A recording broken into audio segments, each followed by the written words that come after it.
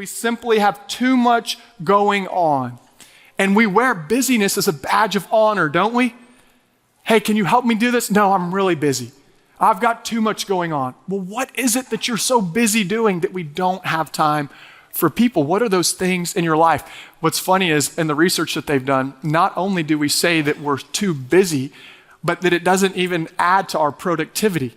We're not getting more things done. We just like the idea of constantly being busy, but what it's done is made us not have space or time for what matters most, for people, for relationship, because we were made for relationship. So busyness. Number 2, technology.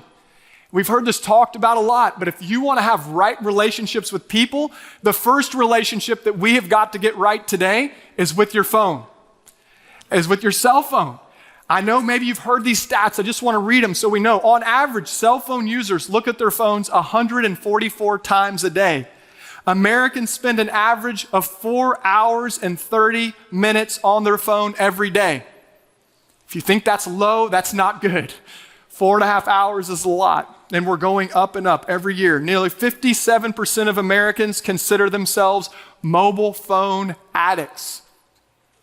3 in 4 admit feeling uncomfortable without their phones. How many of you, even right now, you're like making sure your phone's there?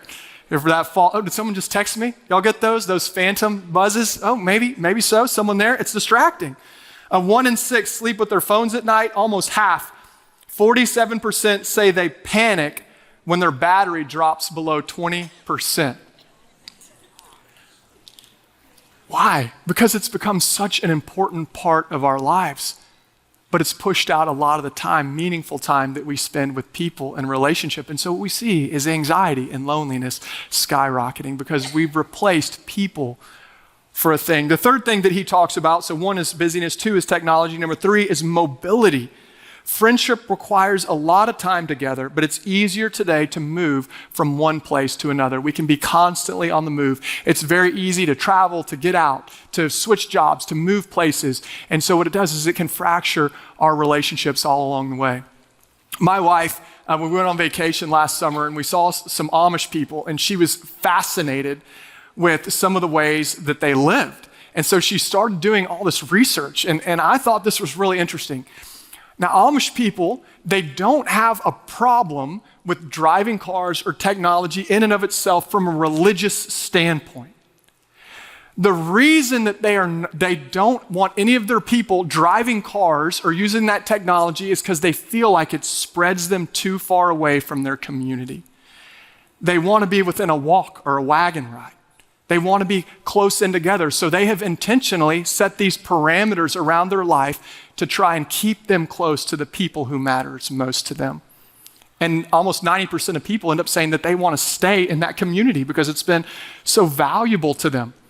And you're probably not going to catch me horse and buggy. Maybe you might. She's kind of getting into it. There was someone after the first service that her husband owns a car dealership and said, cars can help get people to where they're going to. So I'm not saying that the answer is that we've got to eliminate traveling, but we need to pay attention to how much we're on the move and how we are planting our lives, making deep roots with people that God has put around you, because where we live in geographical proximity is important. Hey, thanks for watching. To find out more about Houston's First, you can subscribe to our channel or you can go to houstonsfirst.org.